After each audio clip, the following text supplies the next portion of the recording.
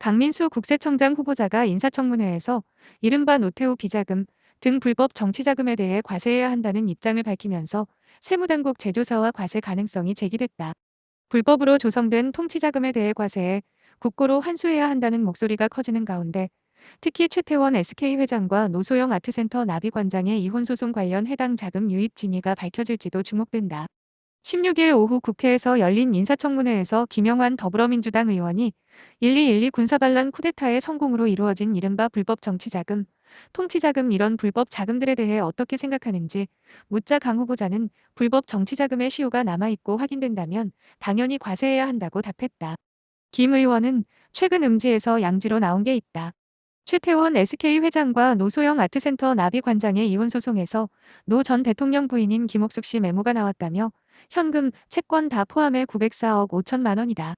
이게 어떻게 생성됐는지 우리들은 유추가 가능하다고 말했다. 이어 그게 증여가 됐는지 안 됐는지 아직 잘 모른다면서 국세의 부과제척 기간을 규정한 국세기본법 조항을 언급했다.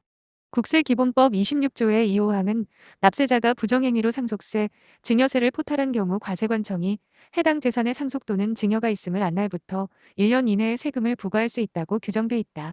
김 의원은 김옥숙 씨 그 메모 내용을 보면 현금 채권이 은닉돼 있었다며 과거에 확인되지 않은 돈들이다. 이게 불법 자금일 가능성이 매우 높은 자금이고 국세청에서 단호하게 환수 조치했으면 좋겠다고 말했다.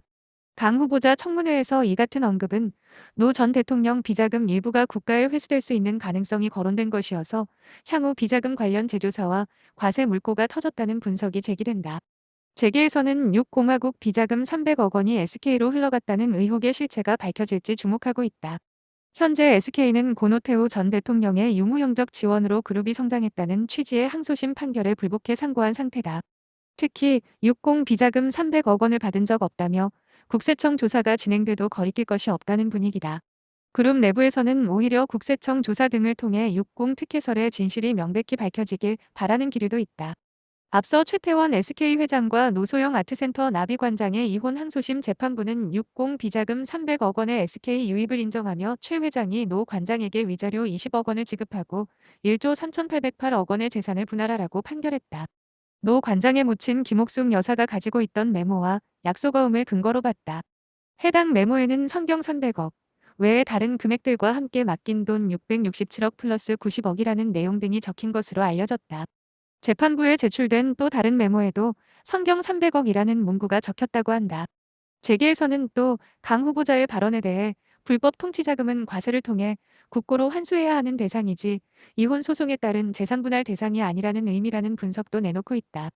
5월 항소심 판결 이후 정치권과 시민단체 등에서는 국회가 특별법을 만들어 노 전 대통령의 비자금을 환수하라고 요구하고 있다. 이런 상황에서 노 전 대통령 시절 비자금 재조사와 과세 가능성이 열리면서 추후 대법원 심리에도 영향을 미칠 것이란 관측이 나온다. 재계 관계자는 아직까지 조사 여부를 언급하기 이르지만 만약 실제로 국세청 조사가 진행된다면 대법원에서도 신경을 쓰지 않을 수는 없을 것이라고 했다. 1979년 1212 군사반란으로 권력을 잡은 전두환, 노태우 두 전직 대통령은 각각 수천억 원대 비자금을 조성했다.